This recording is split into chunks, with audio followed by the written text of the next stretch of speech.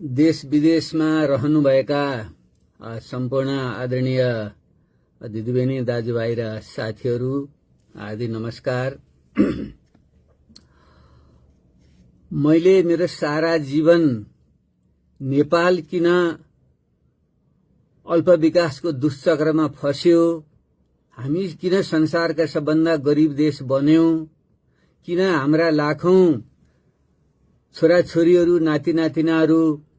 विदेशमा जान बाध्य भए, त्यसको निम्ति कसरी नेपाललाई छोटो अवधिमा विकास र समृद्धि उच्च स्तरमा पुर्याउन सकिन्छ भनेर सारा जीवन चिन्तन मनन गरेँ र मेरो विद्यावारिधीको विषय पनि त्यही थियो। त्यो सकेपछि दुनिया बुझ्ने मात्र होइन, बदल्नु पनि पर्छ भन्ने दार्शनिक मान्यताबाट प्रभावित भएर म दुनिया बदल्ने अभियानमा लागेँ र त्यस क्रममा सबभन्दा पहिले के बदल्ने त भन्दा देशको जुन राजनीतिक प्रणाली हुन्छ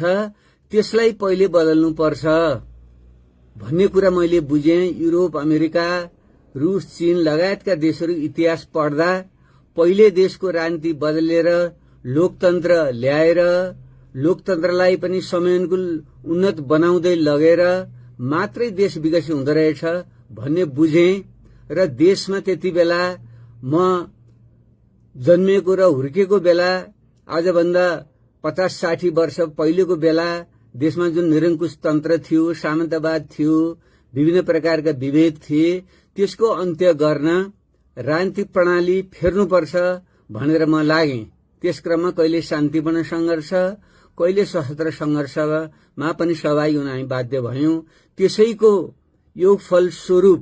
हामीले 2072 सालमा संविधान सभाबाट संघीय लोकतान्त्रिक गणतन्त्रको संविधान जारी गर्यौं र त्यसले नेपाललाई एउटा लोकतान्त्रिकरणको चरण पूरा गर्न मद्दत गर्यो र लोकतान्त्रिकको चरण मूलतः पूरा भएपछि अब मुख्यतः सुशासन र समृद्धि केन्द्रित नयाँ राजनीति गर्नुपर्छ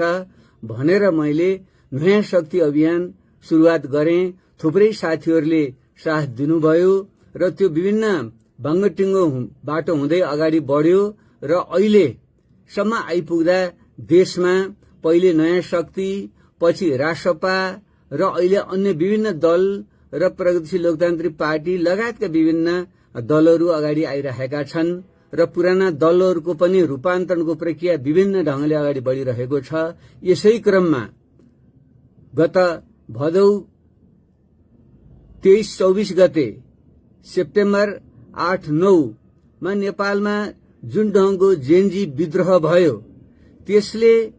मैले 10 वर्षदेखि भन्दै आएको कुरालाई नै पुष्टि गर्यो भन्ने मेरो मान्यता रह्यो। किनकि जबसम्म राजनीतिक परिवर्तनलाई लागू गर्नको निम्ति आर्थिक सामाजिक परिवर्तन तीव्र गतिले हुँदैन, खास गरी हाम्रा युवाहरूलाई देशभित्रै सम्मानजनक उत्पादनमूलक रोजगारी सृजना गर्न सकिन्न, तबसम्म देशमा लोकतन्त्रको पूर्णता सार्थक हुँदैन भन्ने कुरालाई पुनर्पुष्टि गर्यो र त्यसपछि नै मैले अब एउटा कुनै राजनीतिक दल विशेषमा मात्र टाँसिएर बस्नुभन्दा पनि म 70 वर्ष नागिसकेँ, अब नयाँ पुस्ताहरूलाई अगाडि ल्याउनु पर्छ भन्ने सोचका साथ त्यो मैले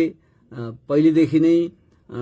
विकसित गर्दै ल्याएको, हुर्काउँदै ल्याएको पार्टीलाई को नेतृत्व पनि मैले नयाँ साथीहरूलाई सुम्पिएर मैले अब एउटा अभिभावकीय ढंगले भूमिका निर्वाह गर्नुपर्छ भनेर म लागेँ। अब यसै क्रममा अहिले फागुन 21 गते जुन निर्वाचनको घोषणा भएको छ त्यसको क्रममा मैले सुरुमा सोचेँ सायद मैले बाहिर रहेर नै, संसद बाहिरबाट नै विभिन्न अग्रगामी सोच राख्ने पार्टी दल समूहहरूलाई सल्लाह सुझाव दिने, मार्गनिर्देशन गर्ने ढंगले भूमिका निर्वाह गर्नु र आवश्यक परेको बेलामा उहाँहरूलाई सघाउनु नै उपयुक्त हुन्छ भनेर मैले कुनै कार्यकारी भूमिकामा नरहने र निर्वाचन पनि नलड्ने मैले उद्घोष गरेँ। तर जब निर्वाचनको गतिविधि अगाडि बढ्दै गए र देशमा झन् अन्यलको बादल त्यति फाट्न सक्यो जस्तो देखिएन, पुराना दलहरूभित्र पनि विभिन्न प्रकृतिका अप्ठ्याराहरू सिर्जना भएको, नयाँ दलहरूले पनि खासै बाटो पहिल्याउन नसकेको, नयाँ नयाँ दलहरू अगाडि आएको, तर देशका जुन आधारभूत समस्या हुन् तिनलाई समाधान गर्नतिर सायद हामी अझै ध्यान दिन सकेनौं कि भन्ने बोध भएर र केही प्रश्नहरू, खास गरी नेपालको राष्ट्रिय स्वाधीनताको प्रश्न, यो भूभागमा जसरी अब संसारको पहिलो अर्थतन्त्र बन्दै गएको चीन, तेस्रो अर्थतन्त्र बन्ने दिशामा अगाडि बढेको भारत र पहिलो अर्थतन्त्र रहेको अमेरिका लगायतका देशहरूको जुन सामरिक चासो छ, त्यो सामरिक चासो यदि हामीले ठिक ढंगले व्यवस्थापन गर्न सकेनौं भने अर्को द्वन्द निम्तिने र त्यसले राष्ट्रिय स्वाधीनतामाथि नै खतरा उत्पन्न गर्ने स्थिति पनि आउन सक्छ। त्यसले यस्तो विषयमा फेरि हामीले देशको निम्ति सही परराष्ट्र नीतिहरू निर्माण गर्न संसदमा रहेर नै भूमिका निर्वाह गर्न उपयुक्त हुन्छ कि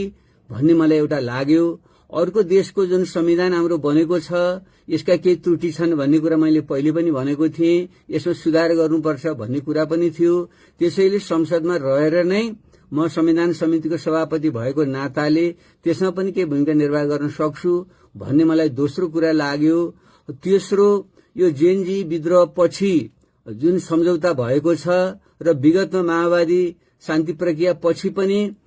सत्यनिरूपण तथा मेलमिलाप आयोग र बेपत्ता आयोगका कामहरू बाँकी छन्।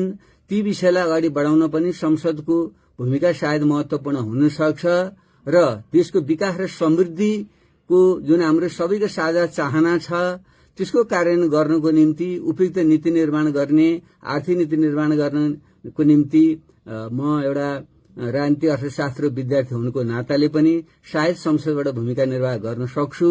र सँगसँगै म गोर्खाबाट लामो समयदेखि प्रतिनिधित्व गरेको र त्यहाँ विकास निर्माणका काममा पनि केही योगदान गर्दै आएको कारणले कतिपय योजनाहरू अधुरा थिए र ती पूर्वाधारको जगमा एउटा तीव्र आर्थिक विकास गर्ने काम पनि आवश्यक थियो। त्यसलाई तीव्रता दिन पनि सायद मैले भूमिका निर्वाह गर्न सक्छु भनेर मैले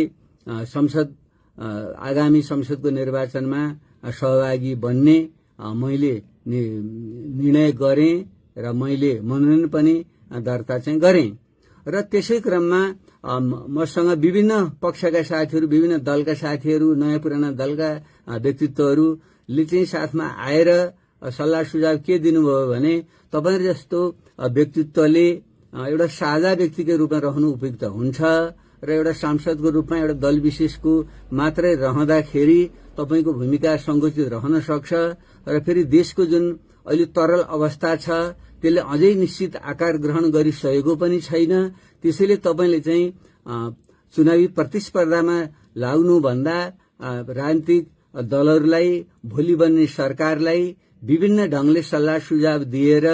भूमिका निर्वाह गर्दा नै बढी उपयुक्त हुन्छ भन्ने साथीहरूको आग्रह पनि रह्यो, दलहरूको पनि रह्यो, व्यक्तिहरूको पनि रह्यो र त्यहाँका जनताको पनि सुरुमा त्यहीको प्रतिनिधित्व भइदिए हुन्थ्यो भने जुन सोच थियो यो तर्क सुनिसकेपछि ठिकै छ भन्ने कुराहरू पनि आयो। त्यसै भएको हुनाले मैले मेरो जीवनभरिको जुन एउटा अभिष्ट हो, जुन संघीय लोकतान्त्रिक गणतन्त्रको व्यवस्था प्राप्त भएको छ, नेपाली राष्ट्रिय स्वाधीनता हजारौं वर्षदेखि कुण्ठित रहिरहेको अवस्थालाई हामीले बिस्तारै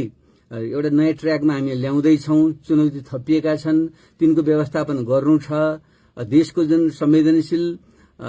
हिमाल पहाड तराई मधेसले बनेको जुन आन्तरिक अवस्था छ त्यसको एकता कायम गर्नु पनि छ। हाम्रा राज्यका अंगहरू जो असाध्यै कमजोर प्रकृतिका छन् भन्ने त गत भदौ 24 को घटनाले पनि देखायो। त्यसले तिनको सुधार गर्ने कामहरू बाँकी छन् र मुख्य रूपमा देशमा चाहिँ तीव्र आर्थिक विकास र समृद्धिको दिशामा अगाडि बढ्नु पनि जरुरी छ। यस्तो अवस्थामा मैले एउटा संसदीय निर्वाचनमा सहभागी भएर सांसद मात्रै रहेर रहनुभन्दा सबै साथीहरूको आग्रह बमोजिम, चाहना बमोजिम मैले बाहिर रहेर नै दलहरूलाई सघाउने र भोलि आवश्यक पर्दा एउटा देशकै विभिन्न रूपको अभिभावकीय भूमिका निर्वाह गर्नु उपयुक्त हुन्छ भन्ने ठानेर मैले आज मैले जुन मनोनयन पत्र दर्ता गरेको थिएँ त्यसलाई फिर्ता लिने मैले निर्णय गरेको छु र आगामी दिनमा म देशले चाहेको राजनीतिक दलहरू, अग्रगामी सोच राख्ने दल समूह, व्यक्तिहरूले चाहेका अनुसार नै म उहाँहरूलाई सहयोग गर्न यो देशको निम्ति समाजको निम्ति निरन्तर लागिरहन म आफ्नो प्रतिबद्धता व्यक्त गर्न चाहन्छु र यस क्रममा मलाई साथ र सहयोग दिनुहुने सम्पूर्ण साथीहरू, खास गरी मलाई प्रस्ताव गर्नुहुने र मलाई समर्थन गर्नुहुने प्रस्तावक समर्थक साथीहरू र यो अभियानमा विभिन्न ढंगले सघाउने साथीहरूलाई म हार्दिक आभार व्यक्त गर्न चाहन्छु र आगामी दिनमा म निरन्तर जनताको सेवामा लागिरहने प्रतिबद्धता व्यक्त गर्दछु र जुन राजनीतिक दल, व्यक्ति, समूहहरूले मलाई भनेर अथवा सार्वजनिक रूपमा अपिल गरेर नयाँ ढंगले अगाडि बढ्न मलाई आग्रह गर्नुभएको छ, उहाँहरू सबै साथीहरूलाई, समूहलाई, दलहरूलाई पनि म धन्यवाद दिन चाहन्छु र म निरन्तर देशको अग्रगमनको पक्षमा, समृद्धिको पक्षमा, राष्ट्रिय स्वाधीनताको रक्षाको पक्षमा र खास गरी आगामी दिनमा जुन हामीले हिजोदेखि कायम यो लागू गर्न नसकेको वृहत शान्ति सम्झौतालाई कार्यान्वयन गर्ने कुरा छ। अहिले जेएनजी विद्रोहपछि जेएनजी समूहसँग राज्यले गरेको सम्झौता छ, यिनीहरूको कार्यान्वयन गर्नको निम्ति मैले आफ्नो तर्फबाट सहयोग गर्ने नै छु र आवश्यक पर्ने भूमिका म निस्वार्थ रूपमा, निस्वार्थ ढंगले मैले निर्वाह गर्ने छु र मैले हुर्काउँदै आएको